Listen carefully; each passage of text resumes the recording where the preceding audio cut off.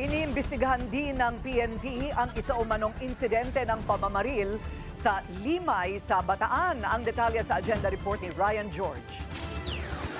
Bahagyang nagkaroon ng tensyon sa isang lugar sa Limay, Bataan matapos makakita ng ilang armadong lalaki sa lugar. May naiulat ding pamamaril at pang-aaras umano sa bahay ng ilang suporta ng isang kandidato. Kinuwestiyon rin ng kandidatong si Ber Roque kung bakit nag-set up ng checkpoint ang PNP sa harap ng kanilang headquarters. Ang mga LSU nandito po sa mismong driveway ko.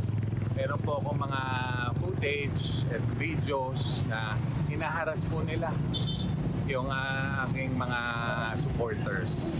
At siyempre, alam naman natin kahapon ay natapos na ang kampanyahan. Yes. Ito pong ating mga staff ay hindi dapat nila bigyan ng anumang pangamba. Tinututukan na ang COMELEC at ng PNP ang report. Naunang sinabi mo nagpaputok. However, yung tiningnan natin yung CCTV, wala naman, yung video na ipinakita, wala namang narinig na putok. At nang nagtanong-tanong tayo doon sa mga tao doon, wala naman sila daw narinig na putok. At the same time, wala tayong na-recover na basyo man lang o tingga man lang doon sa area. Opo, kaya until now po, iniimbestigahan pa po natin.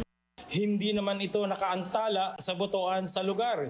Pinarioridad ang mga matanda at mga PWD. Wala rin namang naitalang aberya sa mga voting machine, bagaman maging mabagal ang mga pagpila ng mga botante. Para sa agenda, Ryan George, Billionaire News Channel.